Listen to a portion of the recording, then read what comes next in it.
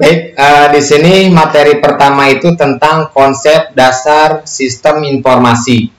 Jadi di konsep dasar sistem informasi ini kita akan menyampaikan terkait dengan hal-hal apa yang diperlukan ketika akan mengembangkan sebuah sistem. Artinya, konsep-konsep apa aja yang diperlukan, yang perlu kita pahami. Contohnya misalkan nanti ada pertemuan hardware, tentang software, tentang jaringan, telekomunikasi ya. Kemudian database, itu akan saya sampaikan di pertemuan-pertemuan berikutnya. Nah, sekarang saya akan menyampaikan tentang konsep dasar sistem informasinya. Jadi, apa konsep dasar yang perlu kita pahami? Ya, di sini ada yang disebut dengan data, kemudian ada yang disebut dengan informasi, kemudian ada sistem informasi. Nah, ini hal yang perlu kita pahami terlebih dahulu. Di sini ada sebuah definisi bahwa data itu adalah representasi dunia nyata yang mewakili suatu objek seperti manusia, hewan, peristiwa, konsep, dan sebagainya. Jadi, kalau secara sederhananya bahwa data itu belum memiliki atau belum berarti bagi si penerimanya ketika itu diterima atau dilihat oleh si penerima tersebut. Contoh misalkan gini, ketika kalian melihat ada tulisan sebuah Ayla di papan tulis, apa yang kalian bayangkan? Atau apa yang kalian pahami ketika melihat tulisan Ayla? Mungkin kalian berpikir itu adalah nama gitu kan. Jelas nama, tapi nama apa gitu kan? Yang ditulis di sana itu belum berarti gitu kan. Apakah nama merek mobil? Apakah nama hewan, gitu kan? Apakah nama mahasiswa, gitu kan? Ini belum jelas. Nah, ini adalah sebuah data. Tapi ketika nama itu dibuat sebuah tabel, di mana tabelnya itu ada kolom-kolom, ada kolom NPM, ada kolom nama, kolom tanggal lahir, alamat, itu sudah menjadi sebuah informasi. Jadi ada informasinya. Nah, itu bedanya. Kalau informasi itu sudah berarti bagi penerimanya, tapi kalau data itu belum berarti bagi si penggunanya. Contoh kecil gini.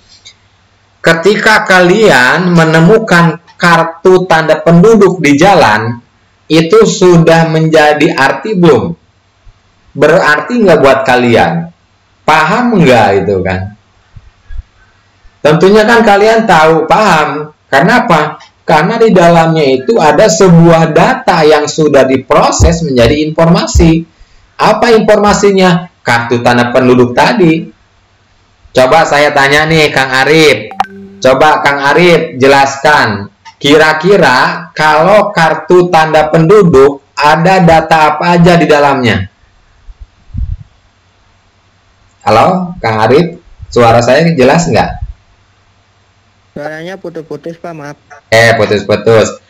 Gini Kang Arif, kan kalau dalam kartu tanda penduduk itu di dalamnya itu ada data-data ya yang setelah diolah diproses menjadi informasi berupa kartu tanda penduduk. Nah, kira-kira data apa aja yang ada dalam kartu tanda penduduk, Kang Arif? KTP gitu, dalam KTP kira-kira datanya apa aja? Oh, kayak nama, Tanggal lahir. Tempat tanggal lahir. Terus alamat tinggal. Alamat tinggal, jenis kelamin, agama, ya kan? Golongan darah, gitu kan? Ini adalah informasi. Apa ini adalah rangkaian dari data. Jadi pada saat data itu diinput dengan sebuah komputer, kemudian diproses, dicetaklah. Jadi informasinya berupa kartu tanda penduduk. Ya. Nah, itu informasi dan data. Jadi data belum punya arti bagi si penggunanya. Sementara kalau informasi sudah berarti bagi penggunanya. Contoh lain misalkan gini. Ketika kalian menemukan sebuah STNK di jalan gitu kan. Nah, ini sudah mengandung informasi belum? Sudah, karena sudah ada rinciannya di dalamnya. Nah, itu terkait dengan data dan informasi. Jadi data mah belum punya arti, tapi kalau informasi sudah punya nilai arti bagi si penggunanya. Ya. Nah, kemudian slide berikutnya ada yang disebut dengan sistem, ada yang disebut dengan sistem informasi.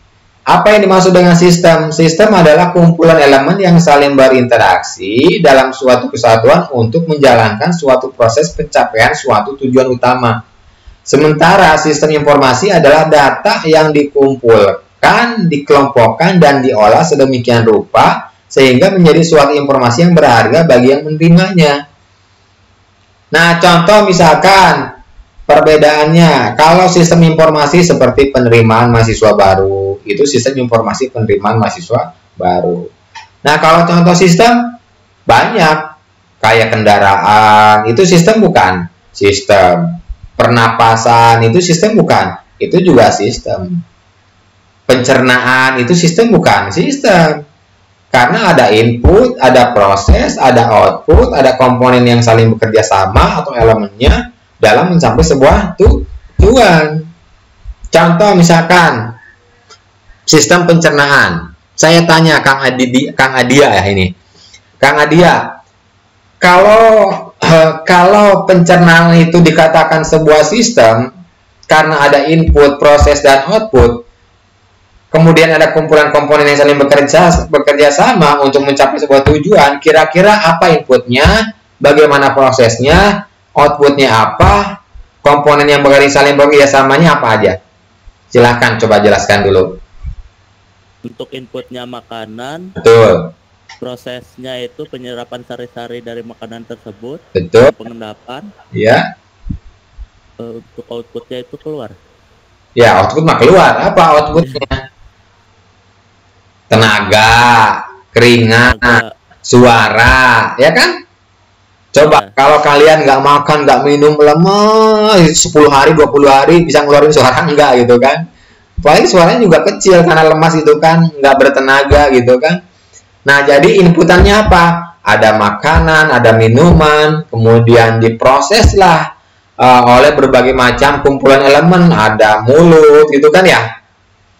Kalau mulutnya nggak bekerja sama, tidak akan tercapai tujuannya. Kemudian dikunyahlah oleh mulut, kemudian diproses oleh tenggorokan, ditelan gitu kan ya. Kemudian diproseslah oleh lambung sehingga menjadi lunak pencernaannya. Nah, setelah dari lambung akan disebar ke semua fungsi saraf, misalkan ya, saya kurang terlalu paham kalau dari sisi biologi. Kemudian dikirimlah melalui fungsi jantung, dipompa darahnya itu kan ya, dia misalkan nutrisinya itu dialirkan melalui darah yang dipompa oleh jantung. Nah, ini adalah elemen-elemen yang saling berinteraksi. Ada elemen mulutnya, ada elemen kerongkongannya, ada elemen lambungnya, ada elemen jantungnya. Ini saling berinteraksi dalam mencapai sebuah tujuan utama. Apa tujuannya? Yaitu bisa bertenaga gitu kan. Tujuannya ada bertenaga, bersuara, berbicara, mendengar. Itu kan adalah tujuan dari sistem pencernaan, mungkin ya ke sana arahnya. Outputnya apa? Ada suara, ada keringat. Ya, kita keluar keringat dari mana ya? Karena dari minuman yang kita masukkan, karena makanan yang kita masukkan. Nah, itu adalah salah satu contoh sistem. Nah, coba saya mau tahu nih, Kang Muhammad Ihsan, kira-kira contoh sistem apa yang ada di lingkungan Kang Ihsan? Yuk, silahkan Kang Ihsan.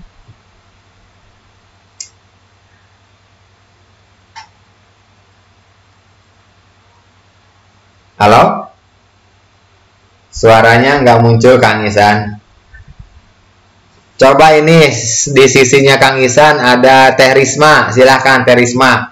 Tolong Teh Risma sebutkan contoh sistem. Kira-kira apa? Masih di mute suaranya, nggak muncul. Tolong diaktifkan dulu.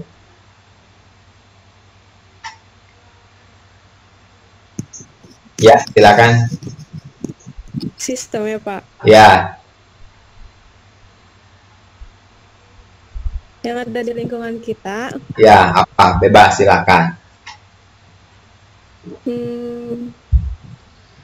Apa ya? Apa kira-kira?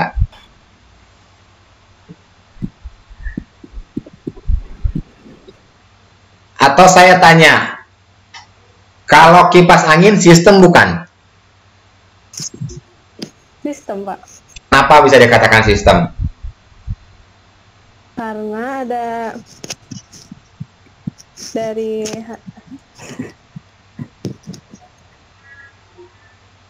Kenapa? Ya. ada prosesnya, Pak. Oke, ada prosesnya kan? Sebelum proses berarti ada apa aja? Apa yang diproses? Sebelum proses Eh, ada inputannya dulu kan? ada Nah, apa inputan dari kipas angin coba? ada elemen dari pendukungnya, ada kayak alat-alatnya. Enggak, inputannya dulu apa kira-kira? Bagaimana si kipas angin bisa berjalan? Inputannya apa kira-kira? Hmm, Bagaimana kipas angin bisa berputar? Berarti inputannya apa kira-kira?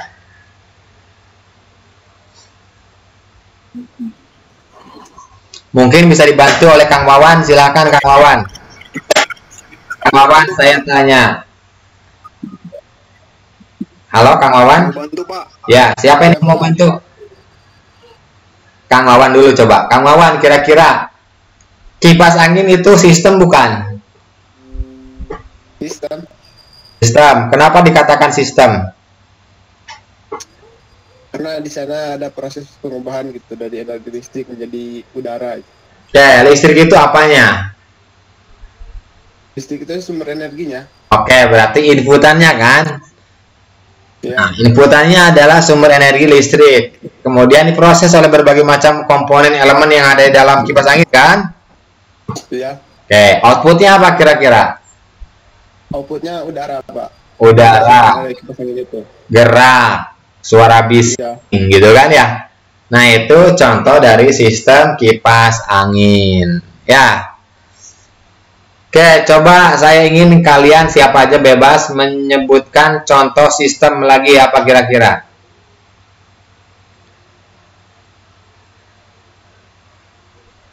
Ya, Pak. Ya, silakan Kang Diki atau Kang Arif Azhari nih udah muncul suaranya. Itu Pak apa sistem Magicom. Ah, gimana? Sok, inputannya apa nih? Inputannya dari energi listrik menjadi energi panas. Oke, energi panas ya. Prosesnya tentunya ada dalam sebuah elemen di dalamnya kan prosesnya. Kemudian outputnya ada panas itu kan ya. Kemudian ada uap ya. Uap ada kan ya? Ada Ya, itu adalah output dari sistem magic apa tadi? Magicom ya. Magicom. Ya. Nah, itu adalah contoh-contoh dari sebuah sistem. Nah, di dalam sebuah sistem itu ada beberapa karakteristik. Di dalamnya ada komponen sistem, ada batasan sistem, lingkungan luar sistem, penghubung sistem, masukan sistem, pengolah sistem, keluaran, kemudian sasaran dari tujuan. Contoh misalkan sistem kendaraan. Kalau sistem kendaraan, kira-kira komponennya apa aja atau elemennya apa aja? Banyak Pak. Apa? Apa Kang Wawan? Sok, Kang. Banyak Pak. Hah? Banyak sih. Ya, Ada apa? bahan bakar, Apa banyak apa aja? Hah? seperti bahan bakar, mesin Pak. Oke, mesin. Terus ya mesin mah Itunya apa sih? mesin gitu kan? Elektroniknya Pak. Iya, semuanya elektronik. Ya, artinya Iya. komponennya apa kira-kira? Pertama kan rodanya gitu kan ya. Ya. Ini salah satu komponen sistem kendaraan. Kemudian komponen penerangan lampu gitu kan. Ini salah satu komponennya. Kemudian komponen pembakaran atau torak gitu kan ya. Itu juga salah satu komponen. Nah, komponen di sini saling bekerja sama. Coba kalau misalkan komponen rodanya tidak berjalan. Misalkan bannya segi opat, jalan mual gitu kan. Nggak akan jalan gitu kan.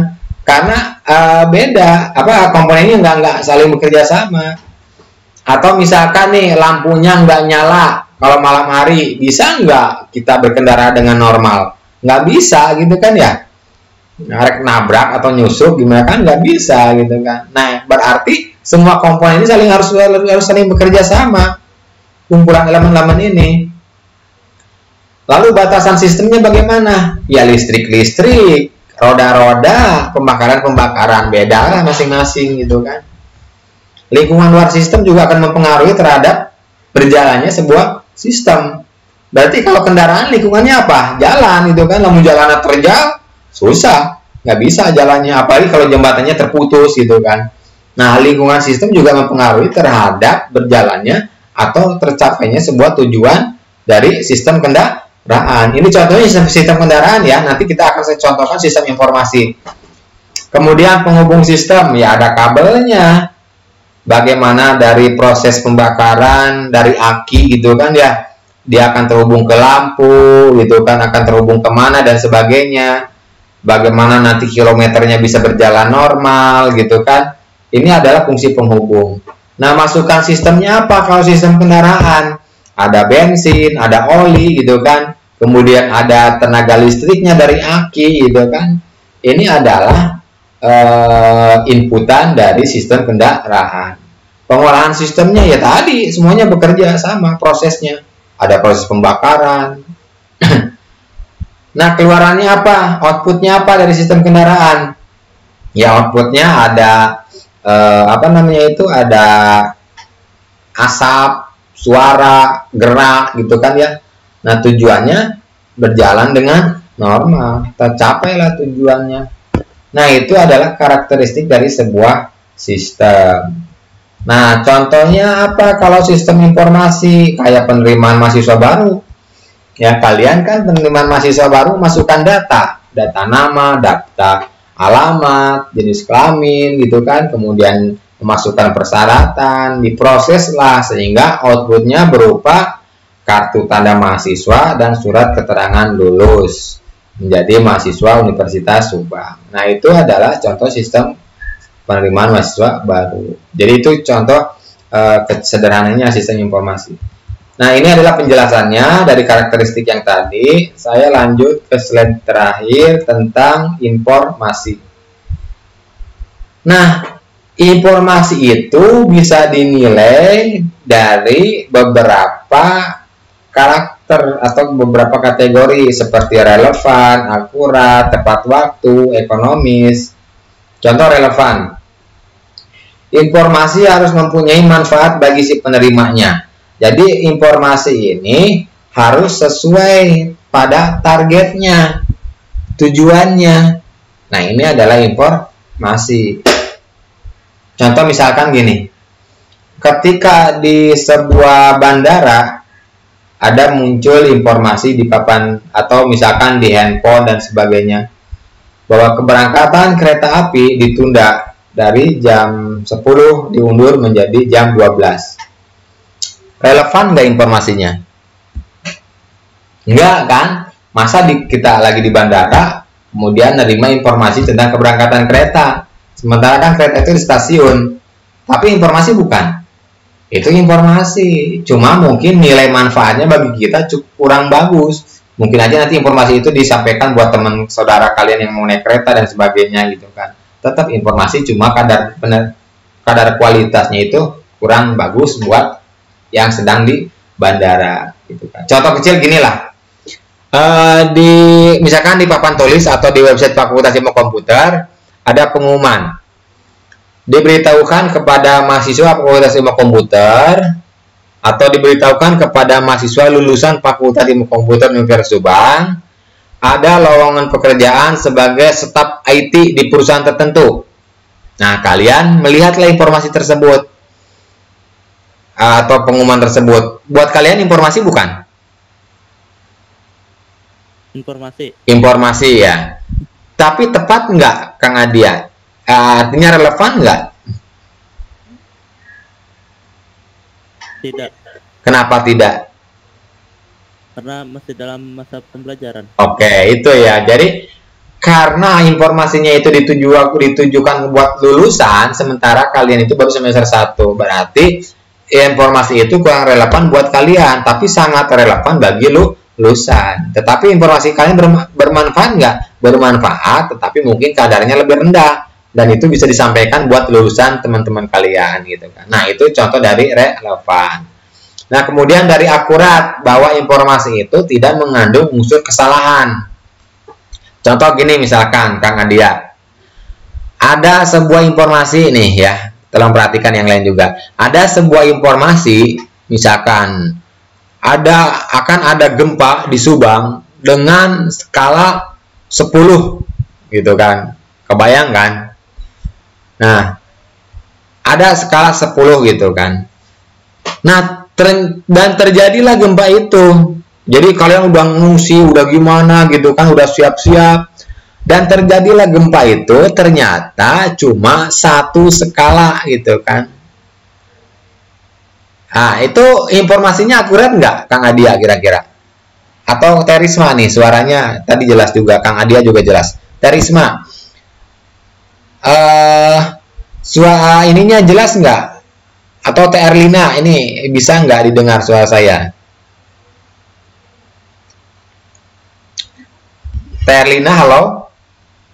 Bisa dimunculkan suaranya? Ya? Oke.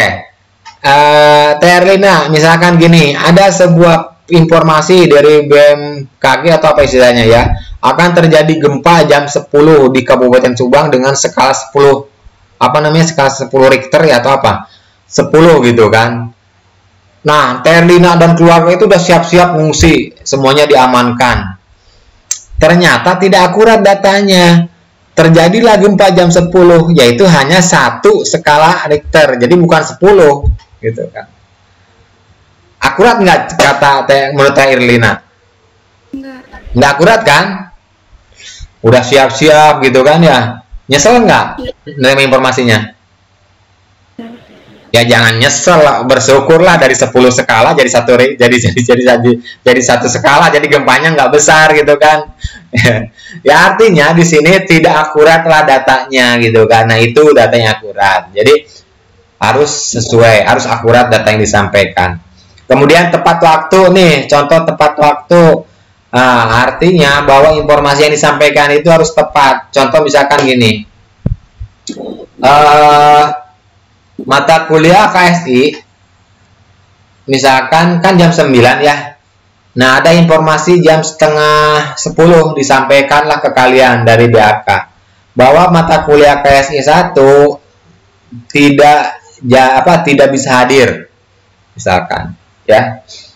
Disampaikannya jam setengah 10. Menurut kalian informasi bukan? Kang Adli, kira-kira informasi bukan?